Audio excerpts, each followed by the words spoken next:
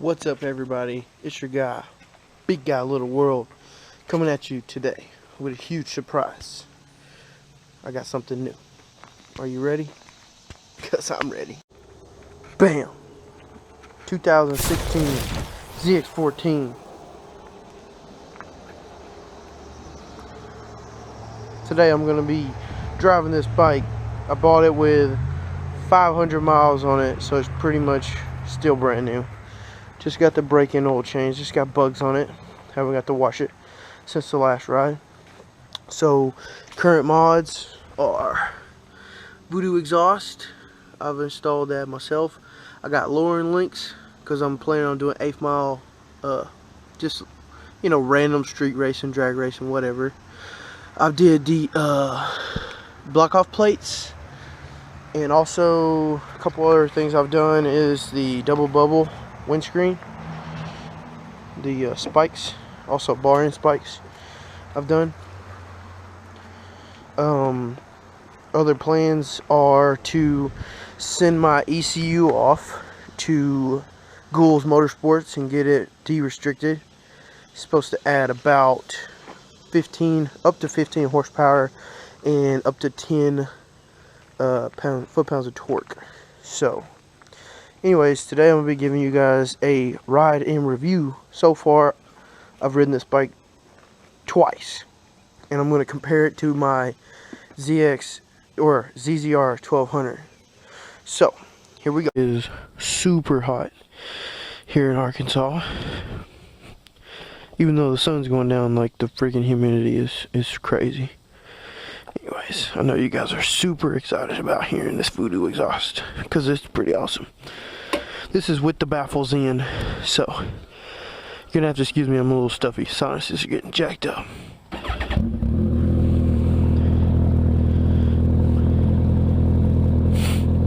She sounds really good. So on this ride, I'm gonna be telling you a couple things about features on this motorcycle that I've learned. So let's go.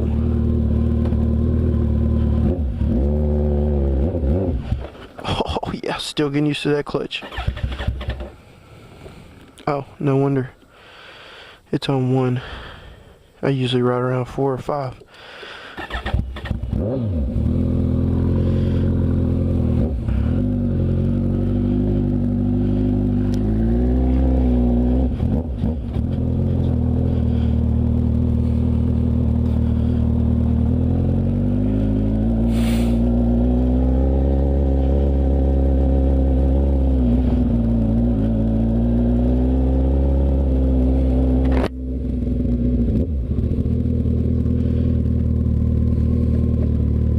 First off, let me start by saying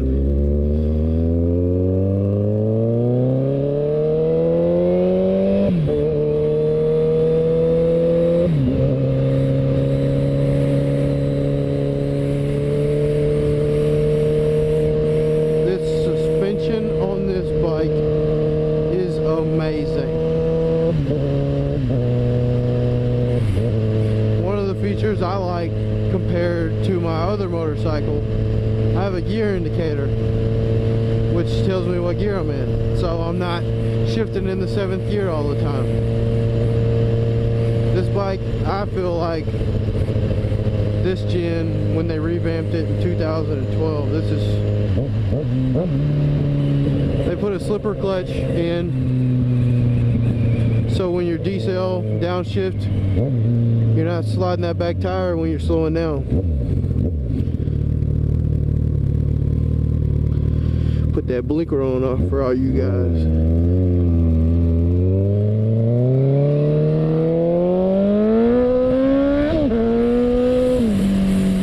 Dude, this thing is a fucking wheelie machine. I weigh 300, let me turn my blinker off. I weigh 320 pounds, and this bike slings me around like I weigh $150. This bike is absolutely amazing. So you have 2 modes on power. You got full power and you got low power. Now on your K-Track, Kawasaki traction control, you have 4 settings. You have setting 3, which means you practically, that front wheel is not coming off the ground, and you're going to cut as much power as you can until you just get going. The bike will just keep cutting power until you get going. He just did a fuckboy flyby on me, but whatever. Traction control mode 2, the bike will let the front wheel come probably 2 to 3 inches off the ground, and then just like I said, once it sees that wheel speed of the front is lower than the back, it'll slip that clutch, or not clutch, it'll just cut out power in the bike. You can hear it just pop, pop, pop, pop, and then it'll just keep going until you get up, till it puts your front tire back on the ground and it gets you up to speed.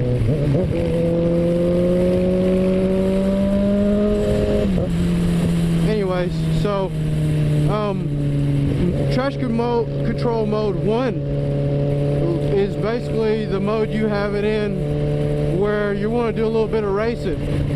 That mode will let the tire come up a pretty good ways off the ground, and it gives you pretty much all the power in one. It's kind of more for the experienced rider whenever you're talking about racing and stuff. And then you can turn the traction control completely off on this bike, which means that no matter how hard you're in it, it ain't going to help you get that front tire back on the ground.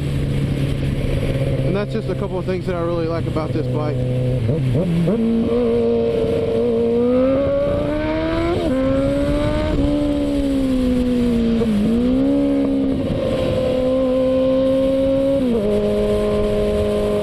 As you saw right there, this thing is crazy.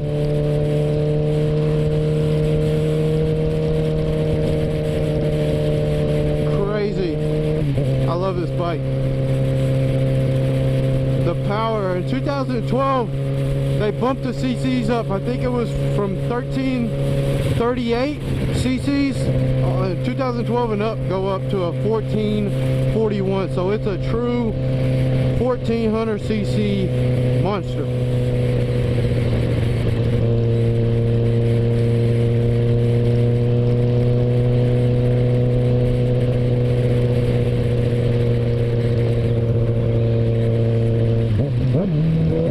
Just give y'all a little taste of this voodoo exhaust. I love this exhaust. I don't completely agree with the people who take the baffles out, because it's a straight through exhaust. I don't get it. It's loud. I'm pretty sure you can hear it through the mic.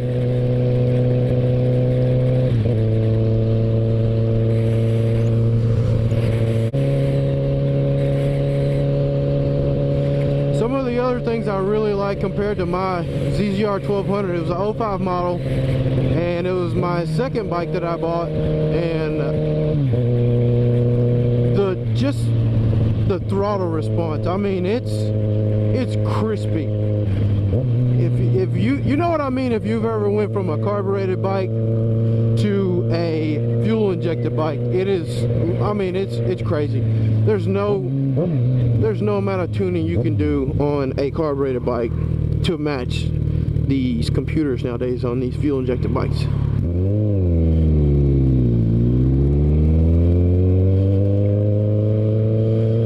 So I think this bike dyno's out 196 horsepower, and that's with all the factory restrictions.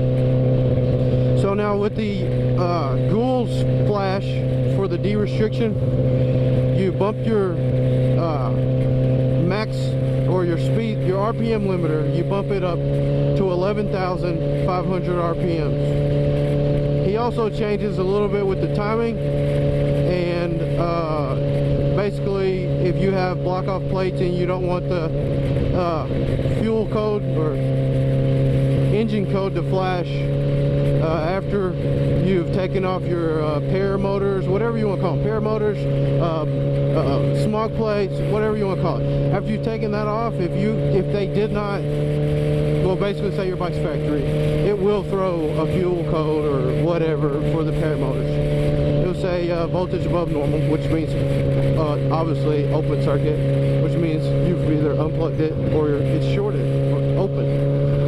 Anyways, so that's just a couple of things. So a couple of other things he can do is all the D-cell on these bikes. A lot of people complain about whenever you're accelerating and say like you're going and the bike's hot and then you just see my smog plates are off, so I don't get that popping, all that noise, all the lean issue that the smog plate causes whenever you're downshifting the bike.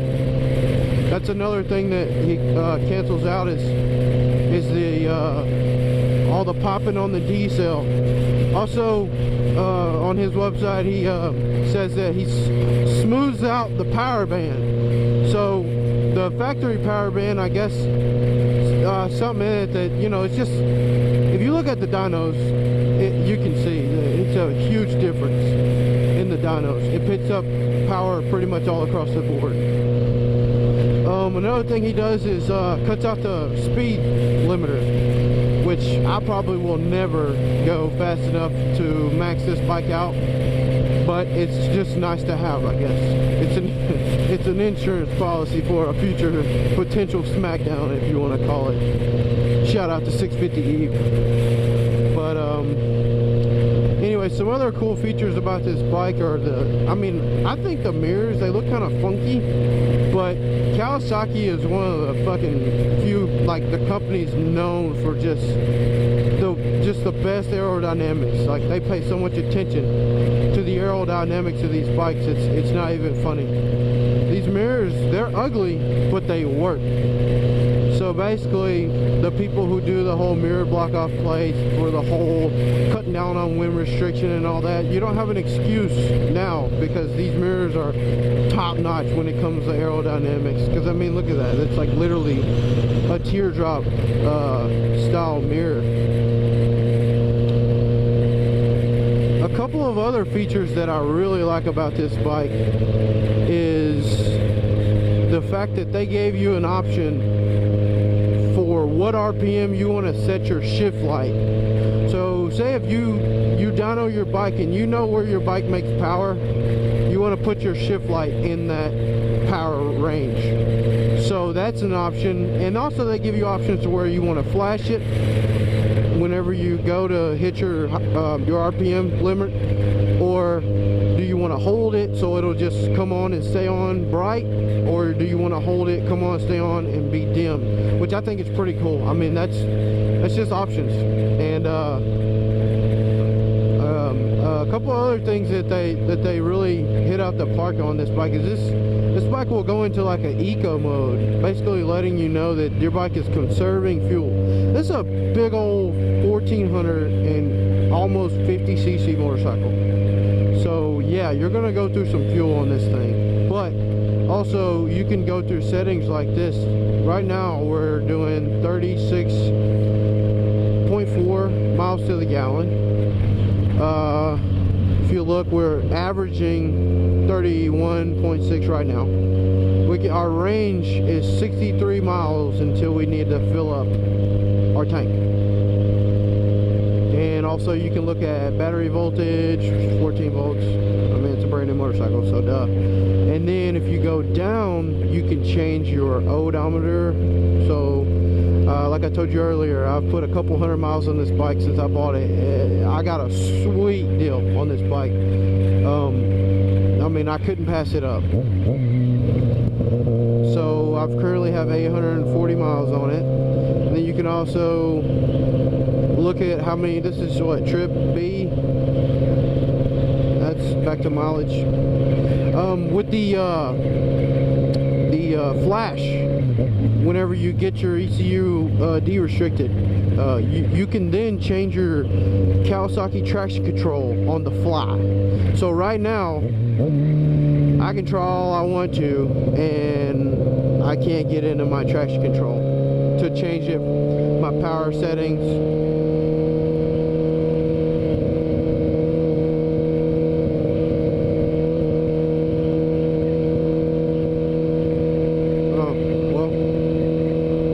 Actually, I can. I think they got a. I think it's the gear range. Like basically, if you're in a lower gear, you can play with it. Lower gear, lower speed. The bike sees that, and it knows that you're not like flying. You know, trying to change your traction control while going 80 miles an hour.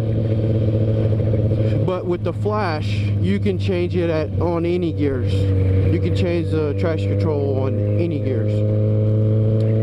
Another thing that the Flash unlocks with this bike is whenever you set your traction control to off mode, basically you turn it off. You don't. Whenever you turn the motorcycle back on, you do not have to go back to that off setting with the Flash. Now, right now as it sits, if I was to turn my traction control off on 1, it would come back to 1. If I was to turn it off before I cut the motorcycle off, whenever I cut the bike back on and start it, it will go back to 1. So basically, just giving you, basically, you know what I'm saying, not allowing you to turn the bike on and forget that you don't have traction control, and then just taking off, you know, pulling the wheel off the ground, possibly looping it.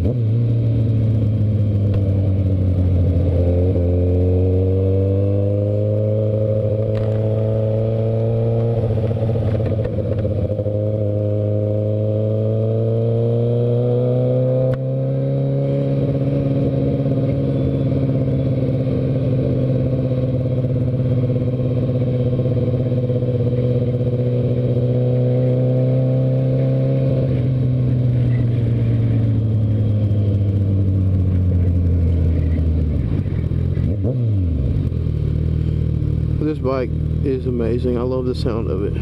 It echoes.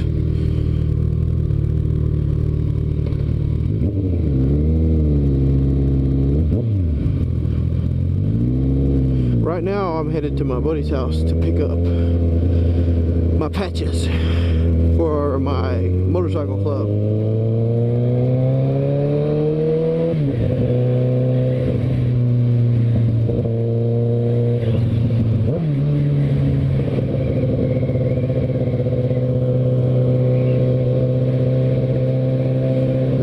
Beautiful town, downtown Hot Springs.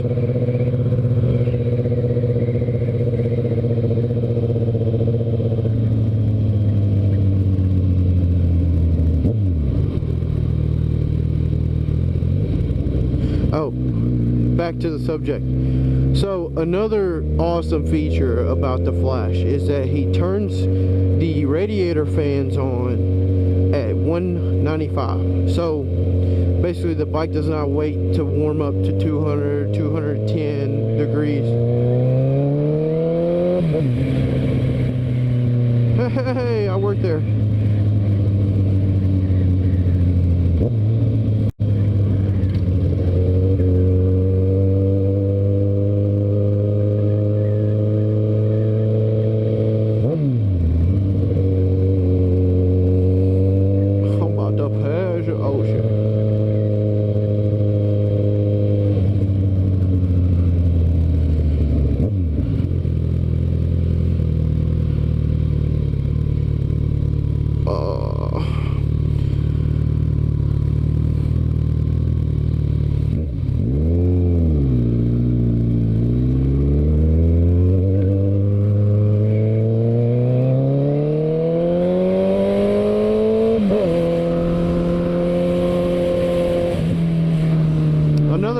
About this bike and the whole fuel injection aspect is that this, whenever you make a shift, there's no separation of power. Like, it's back on it.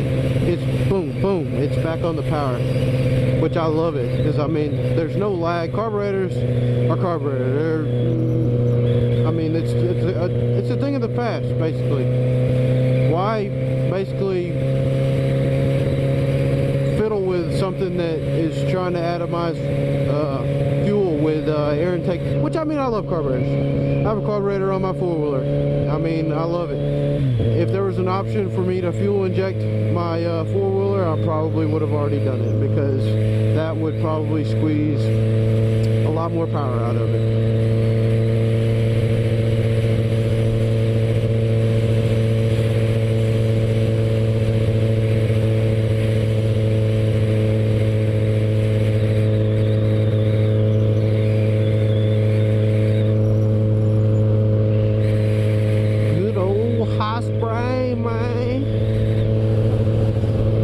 Yeah.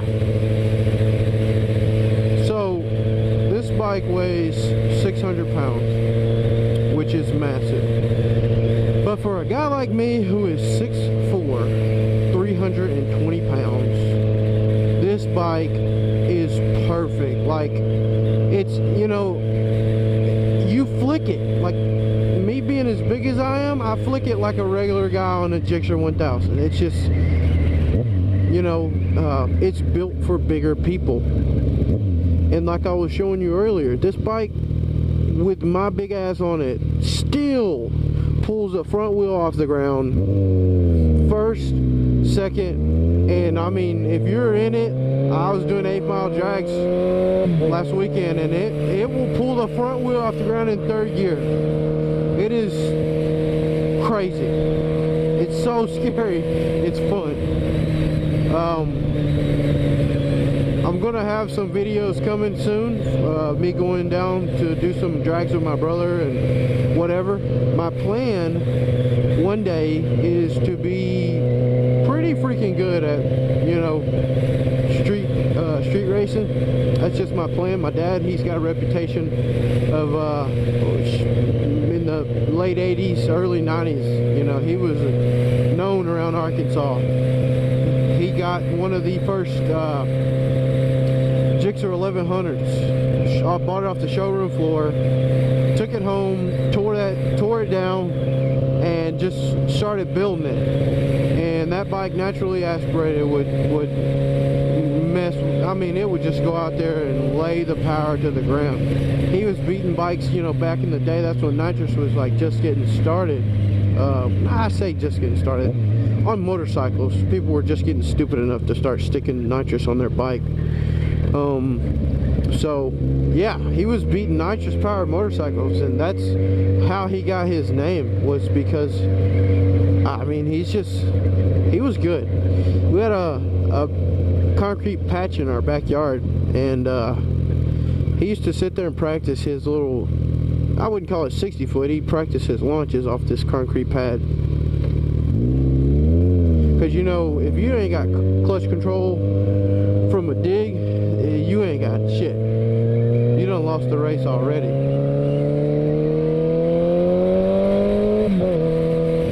See what I'm saying? It's just crispy.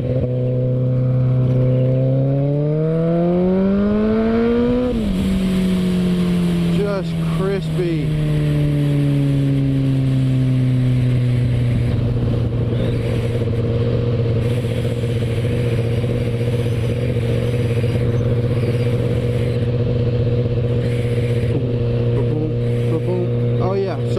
My dad had a launch pad in the backyard that he used to launch his bike off of, and he died whenever I was 7. I never got an opportunity to witness any of this stuff that people would tell me about. And I know there's a lot of stories that people that I know tell me about my dad when he was alive.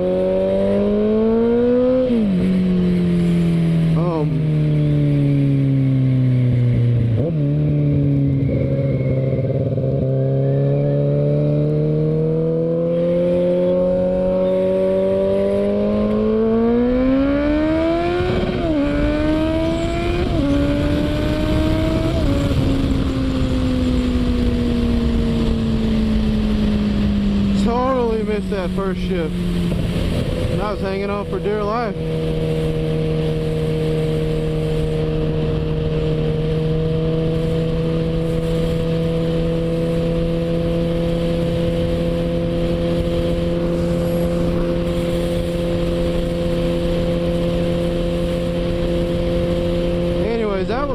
like 3/4 throttle. Like that was not me all the way in it. That was my ass being scared to pull that front tire off the ground, is what that was.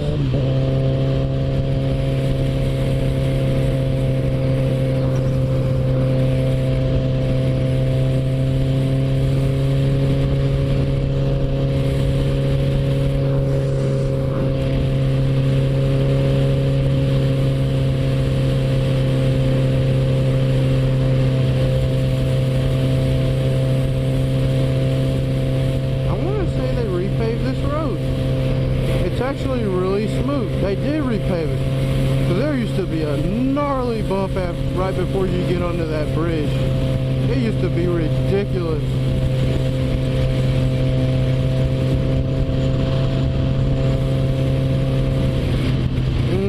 I hope that's not highway patrol or a state trooper.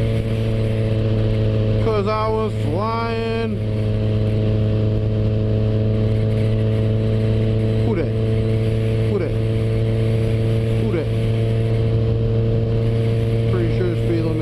On this road. It's highway. So we're gonna meet them at 70. Oh, I see a Crossgate Church sticker.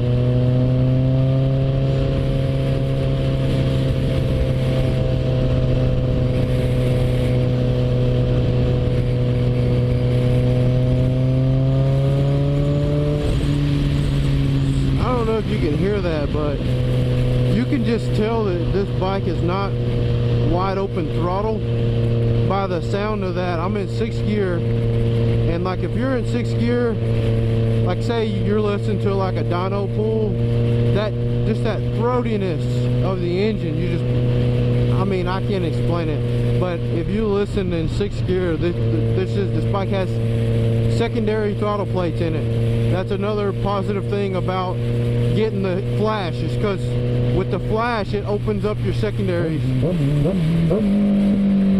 Oh god, the road's uneven. With the Flash it opens up your secondary.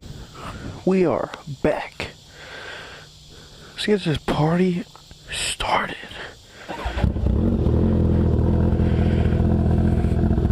Oh baby. Man, nose is stopped up.